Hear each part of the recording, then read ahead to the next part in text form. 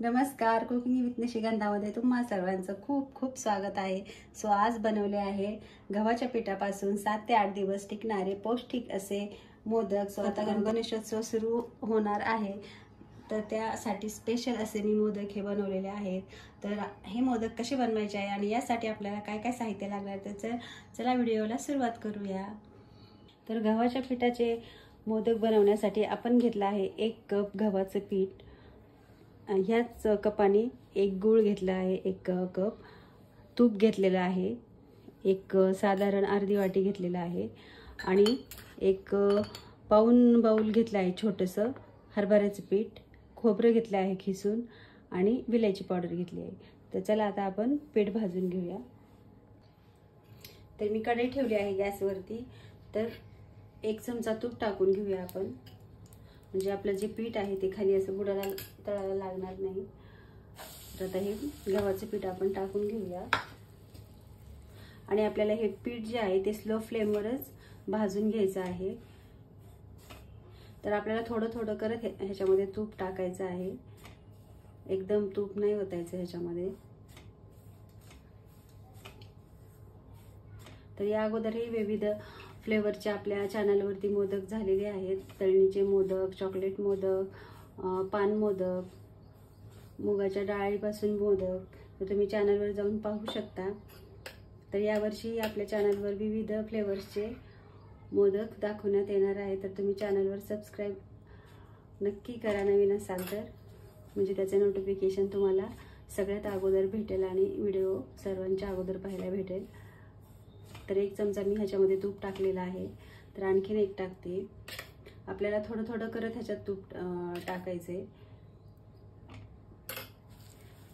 आणि सतत ह्याला असं हलवत राहायचे.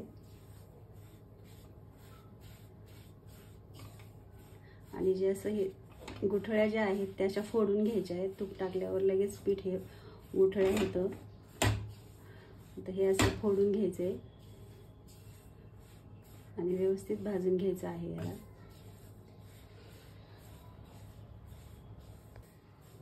तर आणखीन आपण ह्याच्यामध्ये 2 चमचे तूप टाकूया. आपलं पीठ जे आहे भाजत आल्यावर ह्याचा एक छान असा सुगंध येतो पिठाचा, याचा कलरही बदलतो. फार छान होतात हे मोदक आणि पौष्टिक पण आहेत. गूळ टाकलेला असल्यामुळे, गूळ आहे ह्याच्यामध्ये, तूप आहे, खोबरं आहे. तर नक्की तुम्ही यावर्षी करून पहा. आता आपण 1 चमचा ह्याच्यामध्ये तूप पुन्हा टाकत आहोत आणि हे जे आपण हरभरा डाळीचे पीठ घेतलं होतं ते पण टाकून घेऊया. हरभरा डाळीच्या पिठामुळे आपल्या मोदकाला छान एक चव येते, ह्याला छान चव येते या पिठामुळे. आता पुन्हा हे सगळं मिक्स करूया.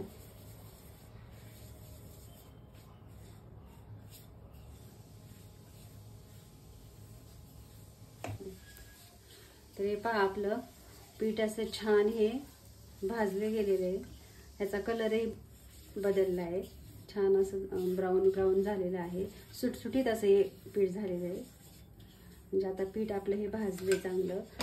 एक थोडंसं आणखी मी 1 चमचा तूप टाकते ह्याच्यात आणि जे खोबरं घेतलं होतं किसून ते टाकूया आणि व्यवस्थित हे मिक्स करून घेऊया.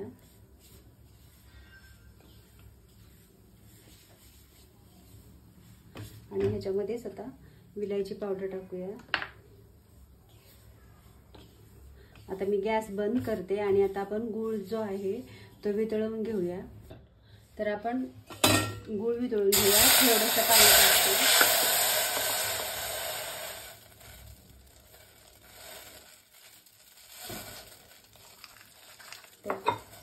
जेवढं आपण पीठ घेतलं होतं तेवढंच आपण गूळ घ्यायचं आहे.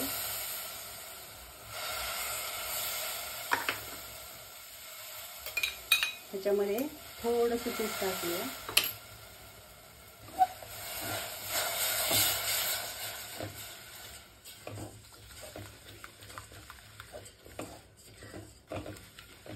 पूर्ण हा वितळून घ्यायचा आहे.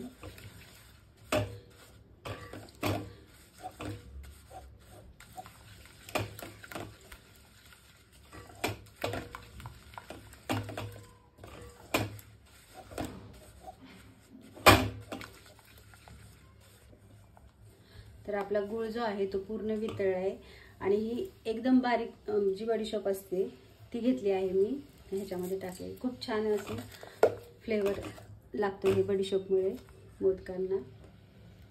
आता गॅस बंद करते.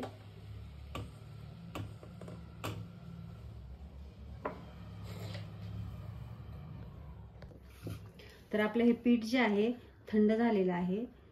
आपल्याला पीठ जे आहे ते थंड करून घ्यायचे आणि गूळ जो वितळवून घेतलाय तो पण थंड करून घ्यायचा आहे, कारण की आपण गरम जर टाकलं तर ते पातळ होईल आणि मग मोदक वळवता येणार नाही आपल्याला. तर आता हे वितळून घेतलेला गूळ टाकूया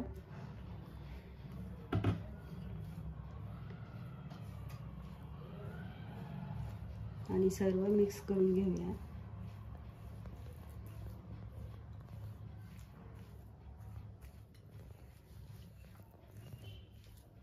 तर आपण जे उरलेलं जे आहे ते थोडंसं गूळ वितळून घेतलेला तो पण सर्व टाकून घेऊया.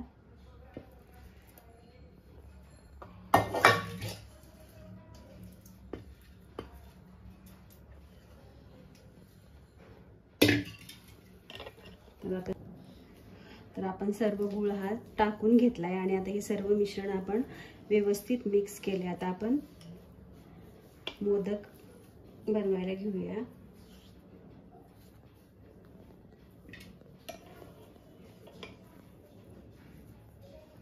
तर गरम असतानाच आपण हे पूर्ण थंड झाल्यावर नाही करायचं, थोडं कोमट असतानाच टाकायचे गूळ. तर हा मोदकाचा साचा आहे, ह्याला आपण हे असं दोन्ही साइडनी तूप लावून घेऊया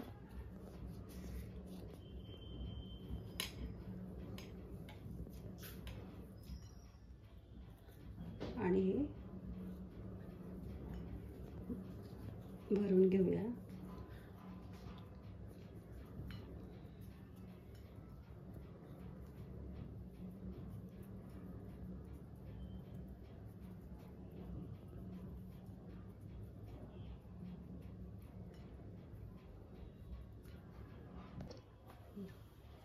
तर हे पहा, अलगद हे काढून घ्यायचं आहे.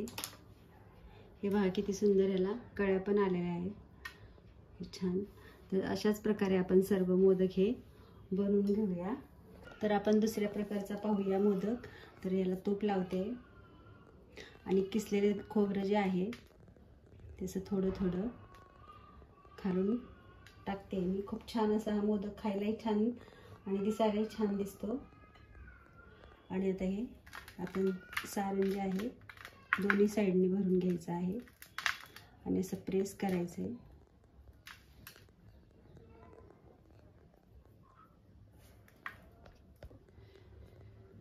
तर आता आपण पाहूया. तर हा पहा किती छान दिसतो. सो झाले आहे आपले सर्व मोदक बनवून. तर तुम्हाला हा व्हिडिओ कसा वाटला नक्की सांगा. व्हिडिओ आवडला तर व्हिडिओला लाईक शेअर करायला विसरू नका आणि चॅनलवर नवीन असाल तर चॅनलला सबस्क्राईब करायला विसरू नका. तर भेटूया अशाच नवीन व्हिडिओसह. तोपर्यंत बाय बाय.